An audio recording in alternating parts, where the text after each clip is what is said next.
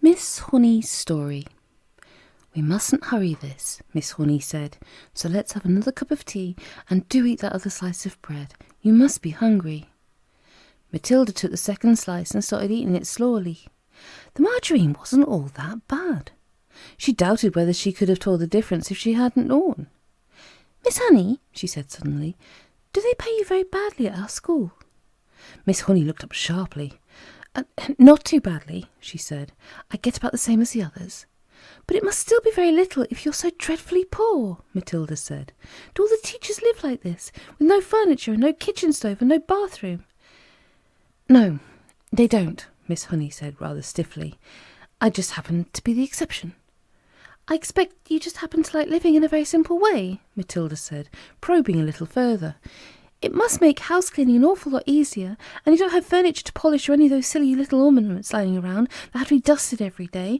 And I suppose if you don't have a fridge, you don't have to go out and buy all sorts of junky things like eggs and mayonnaise and ice cream to fill it up with.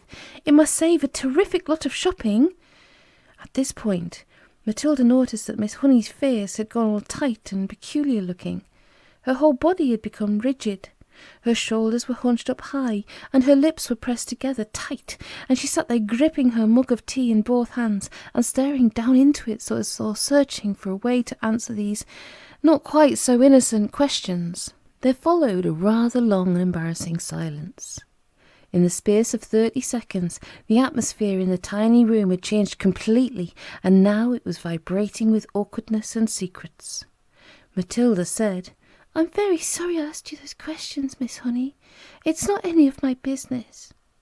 At this, Miss Honey seemed to rouse herself.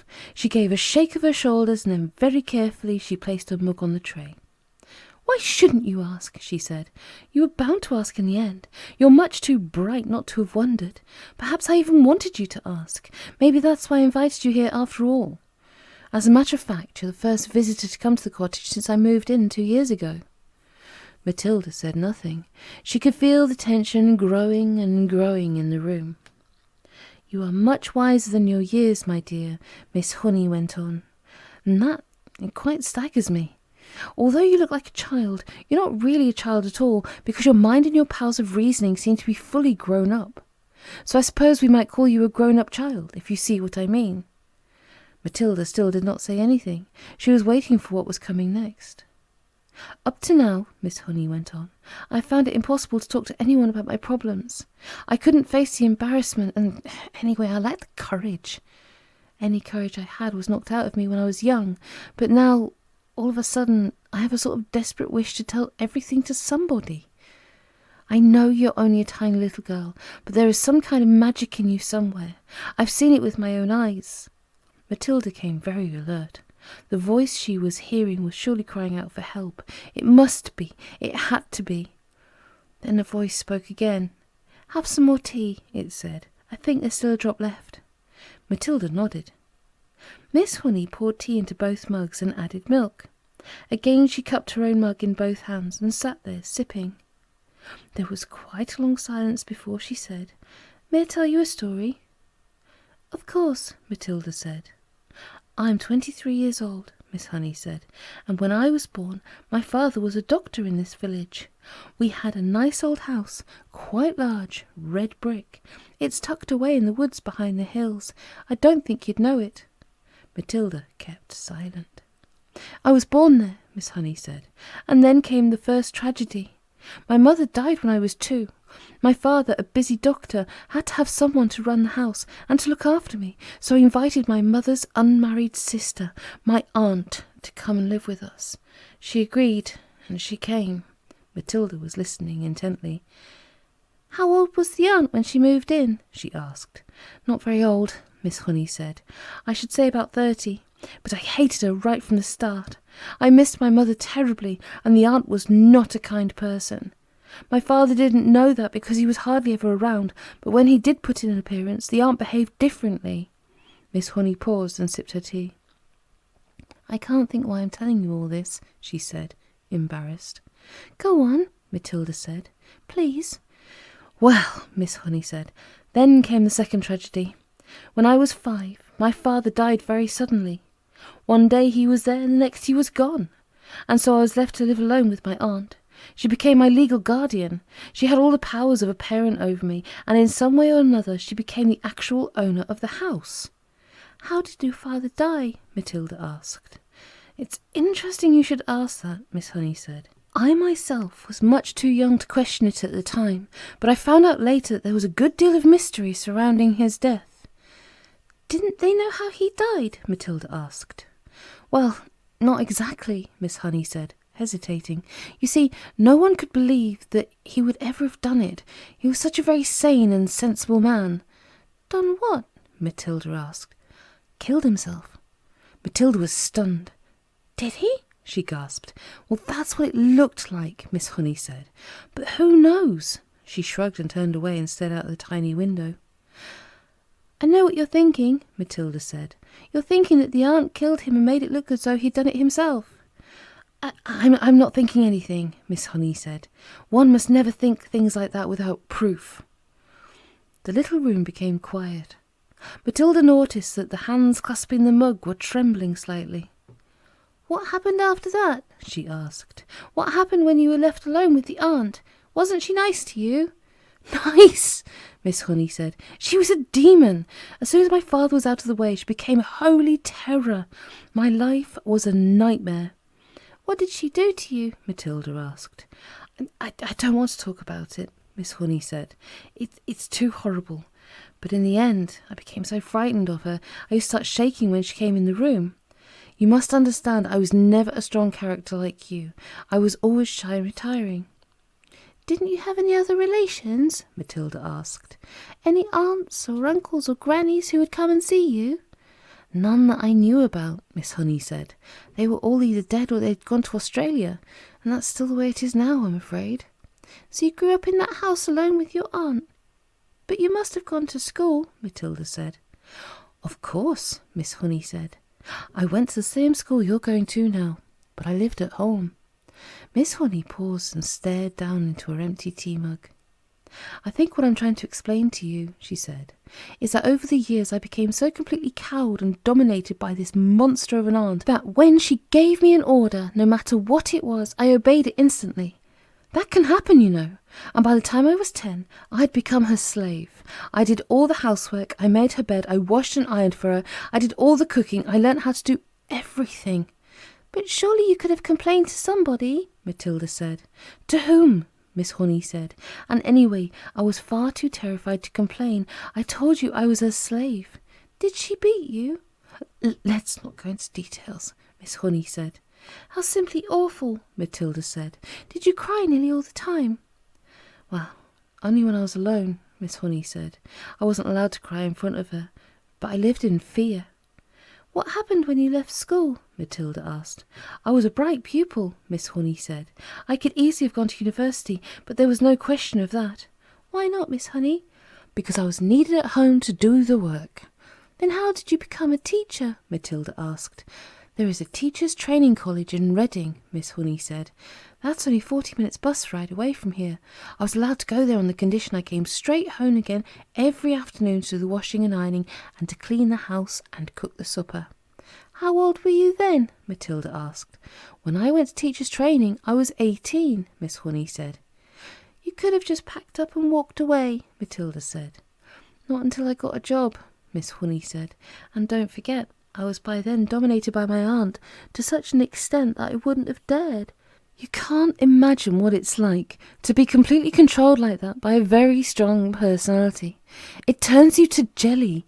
So that's it. That's the sad story of my life. Now I've talked enough." "Please don't stop," Matilda said. "You haven't finished yet. How did you manage to get away from her in the end and come and live in this funny little house?" "Ah, that was something," Miss Honey said. "I was proud of that." "Tell me," Matilda said. "Well," Miss Honey said, "when I got my teacher's job, the aunt told me I owed her a lot of money. I asked her why. She said because I've been feeding you for all these years and buying your shoes and your clothes. She told me it added up to thousands and I had to pay her back by giving her my salary for the next 10 years. "I'll give you £1 a week pocket money," she said, "but that's all you're going to get." She even arranged with the school authorities to have my salary paid into her own bank. She made me sign the paper. You shouldn't have done that, Matilda said. Your salary was your chance of freedom. I know, Miss Honey said. But by then I had been her slave nearly all my life, and I hadn't the courage or the guts to say no. I was still petrified of her. She could still hurt me badly. So how did you manage to escape? Matilda asked. Ah, Miss Honey said, smiling for the first time. That was 2 years ago. It was my greatest triumph. Please tell me, Matilda said. I used to get up very early and go for walks while my aunt was still asleep, Miss Honey said. And one day I came across this tiny cottage. It was empty. I found out who owned it. It was a farmer. I went to see him. Farmers also get up very early. He was milking his cows. I asked him if I could rent his cottage. You can't live there, he cried. It's got no conveniences, no running water, no nothing. I want to live there, I said. I'm a romantic. I've fallen in love with it. Please rent it to me. You're mad, he said. But if you insist, you're welcome to it. The rent will be 10 pence a week. Here's 1 month's rent in advance, I said, giving him 40 pence. And thank you so much. How super, Matilda cried. So suddenly you have a house all of your own. But how did you pluck up the courage to tell the aunt? Oh, that was tough, Miss Honey said, but I steeled myself to do it. One night, after I'd cooked her supper, I went upstairs and packed a few things I possessed in a cardboard box and came downstairs and announced I was leaving. I've rented a house, I said. My aunt exploded. Rented a house, she shouted. How can you rent a house when you only have £1 a week in the world? I've done it, I said. And how are you going to buy food for yourself? I'll manage, I mumbled, and rushed out of the front door. Oh, well done you, Matilda cried. So you were free at last. Yes, I was free at last, Miss Honey said. I can't tell you how wonderful it was. But have you really managed to live here on £1 a week for 2 years? Matilda asked. I most certainly have, Miss Honey said. I pay 10 pence rent, and the rest just about buys me paraffin for my stove and for my lamp, and a little milk and tea and bread and margarine. That's all I need, really. As I told you, I have a jolly good tuck-in at the school lunch. Matilda stared at her. What a marvellously brave thing Miss Honey had done. Suddenly she was a heroine in Matilda's eyes. Isn't it awfully cold in the winter? She asked. I've got my little paraffin stove, Miss Honey said.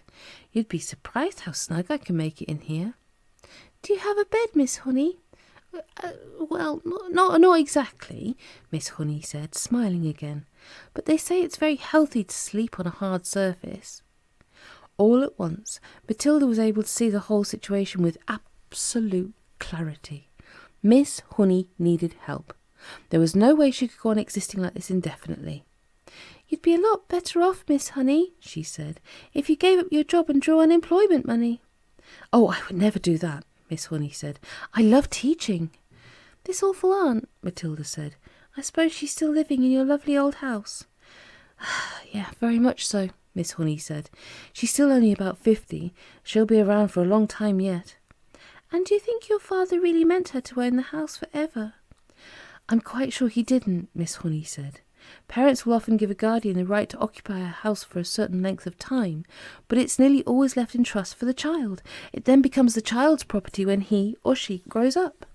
Then surely it's your house, Matilda said. My father's will was never found, Miss Honey said. It looks as though somebody destroyed it. No prizes for guessing who, Matilda said. No prizes, Miss Honey said. But if there's no will, Miss Honey, then surely the house goes automatically to you. You are the next of kin. I know I am, Miss Honey said, but my aunt produced a piece of paper, supposedly written by my father, saying that he leaves the house to his sister-in-law in return for her kindness in looking after me. I'm certain it's a forgery, but no one can prove it. Couldn't you try? Matilda said. Couldn't you hire a good lawyer and make a fight of it? I don't have the money to do that, Miss Honey said, and you must remember this aunt of mine is a much respected figure in the community. She has a lot of influence. Who is she? Matilda asked. Miss Honey hesitated a moment, and then she said softly, Miss Trunchbull.